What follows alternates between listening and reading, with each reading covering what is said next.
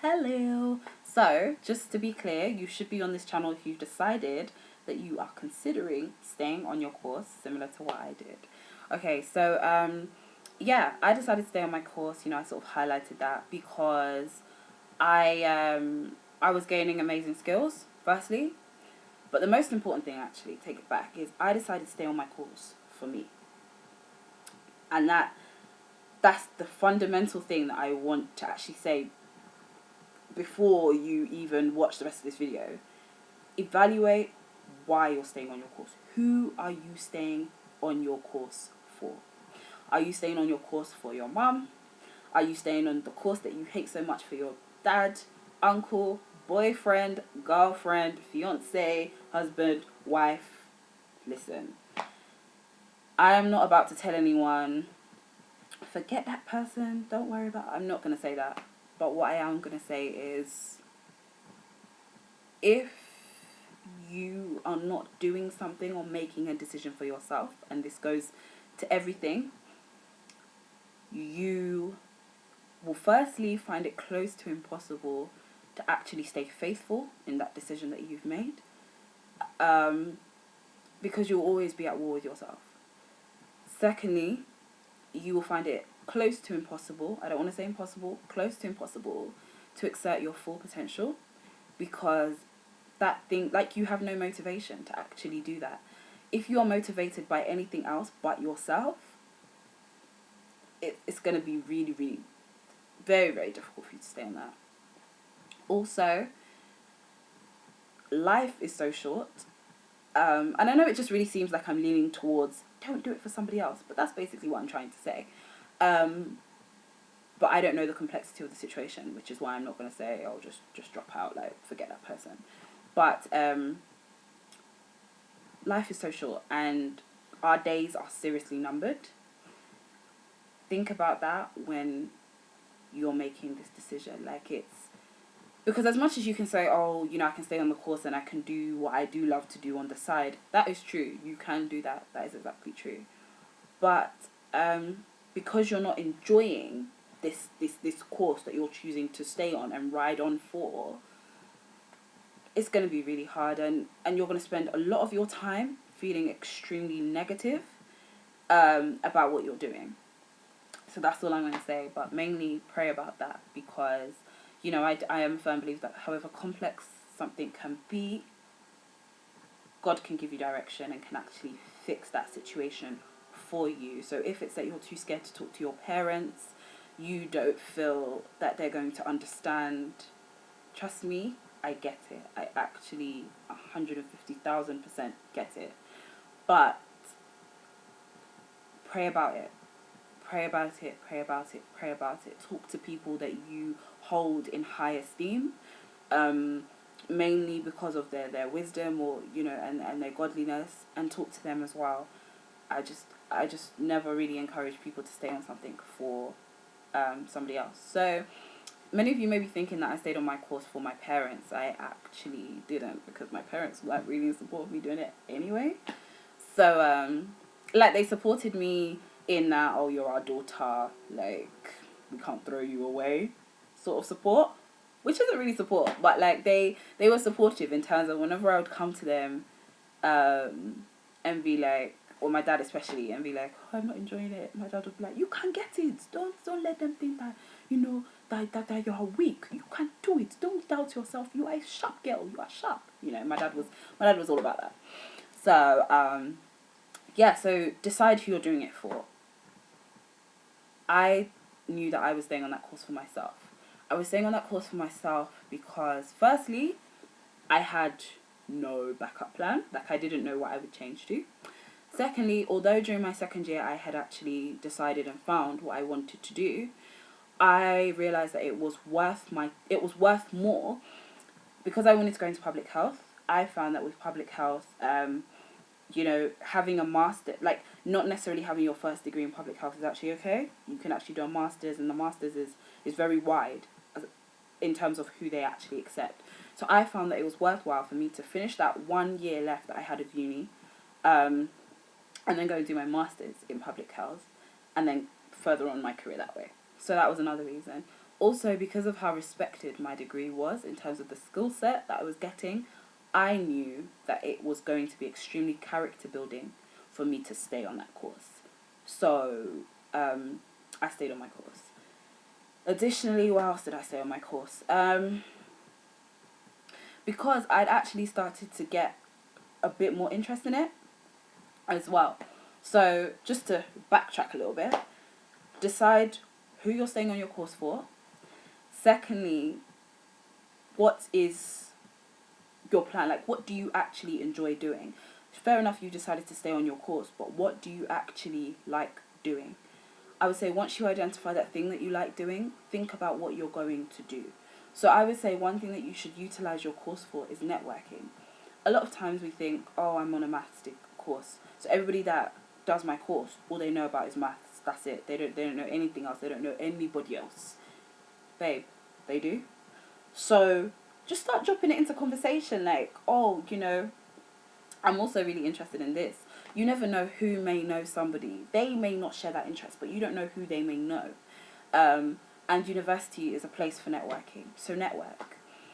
Third, probably most important thing after deciding who you're doing it for, find something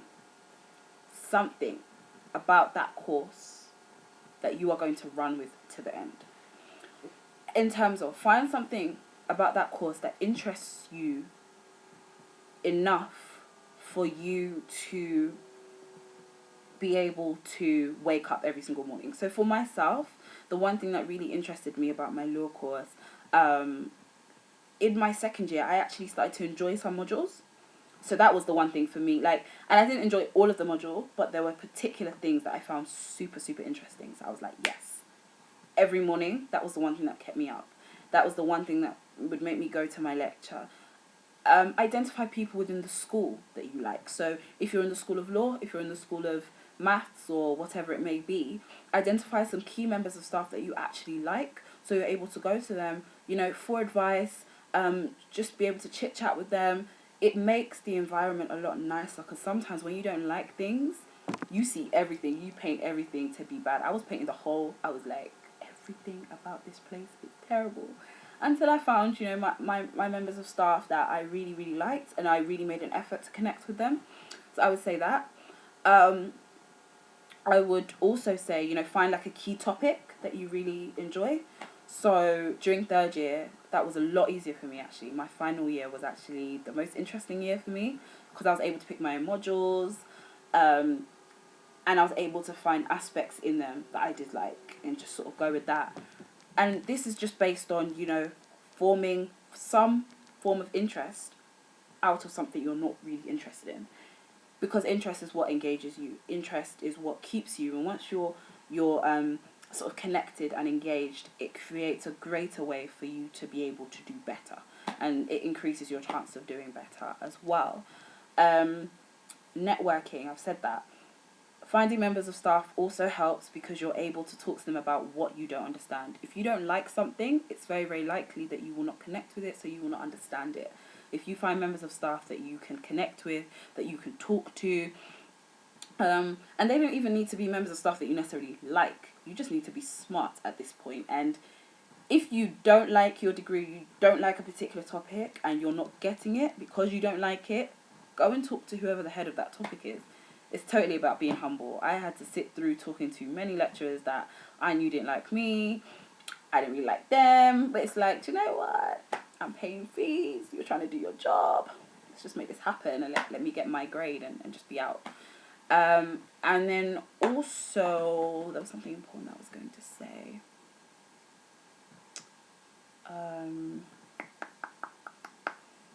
Something really important. On your degree, another really key thing that you don't like your course.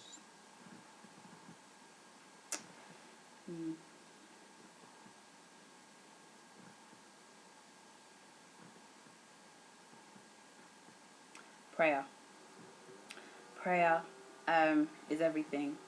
Like, God actually cares. I think sometimes we really make it seem as though God doesn't really care about these little things. He completely and totally does. He cares so much. Pray. Like, and I don't mean pray like every night, like, oh God, I hate my course. Pray, just be like, as you're in the lecture, be like, God, I really don't really like this. But, you know, let something pop out to me that I'm going to find really, really interesting, you know?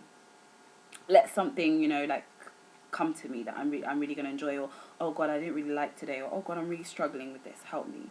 God actually cares, and he will help you. Okay, this was the most important thing I was going to say as well. Connect with people who love the course. I'm sorry to shout that, but I think it's something that we overlook so much. If you hate a course, usually, or don't like something, usually it's because you can't fathom in your head what someone finds interesting about this. When you connect with people who find something interesting, like actually just be like, oh, let's go for lunch or whatever, you start to be able to see it from a different perspective. You may not agree. You may not walk away from that lunch date being like, oh my God, I love law. But you're able to see the fire burning and the passion in somebody else's eyes, and they start to talk to you about everything that they love about it. And when they start to do that, you're able to start thinking about it a little bit differently. You may not like it, but you have a greater tolerance for it sometimes. Also, when you chill with people who have interest in it, then you're not around so much negativity in terms of that. So you're around people who actually are motivated to do well and want to do well. And when you don't like something and you're not really motivated, that is what you need. You don't need to be around other people who also don't like the course. Because when you're around those people, then, you know, it's a big problem, because all of you are just, you're not going to study. You're going to sit around and be like, yeah, I don't like the course. Yeah, I don't like this. I don't like that. Yeah, I hate that too. Yeah, da da da da da. And that's not what you need. So those would be my main top tips about staying on the course and, like, you know, pulling through that. And also designate your time. So know that study time is study time, and make sure that you really capitalize on that university experience. So know that if you're studying 9 till 6, that's it. Once 6 o'clock is done, you close your book. But know that when 9 to 6 is happening, that is study time. Like, it means study, not texting or whatever. Because at the end of the day, you've chosen to be on this course, so I'm guessing that you want to still excel. Not liking something doesn't mean that you suddenly just say, oh, well, I don't really care what I get. Like, you might as well just don't be on the course. Operate in excellence in everything that you do. So yeah, I would say know that study time is study time, and when that finishes, like, literally just put yourself into everything that you love and all the extracurricular stuff, whether it's the sports or music or anything like that, dance, writing, drama, anything that you do love. You know, that's what you need to do. And also be around the people that you love as well, because you just want to be trying to take away negativity and have as much positivity as possible, and to balance things out in that way. So yeah, those would be my top tips. I could talk about this topic forever and ever and ever and ever, but those are like my general tips that I wanted to give. So yeah, if you still want to talk about this, like, email me. There's so much that I could say on this topic, and I've tried so hard. It's still 13 minutes, but because it's just such an intricate and delicate topic. So yeah, that's what I would say. And be sure to make sure that you follow the Instagram as well. So yeah, thank you so much. And also, if you've got any other, like, comments and any other piece of advice that you think worked for you that I haven't mentioned, then put it down here. All right, bye.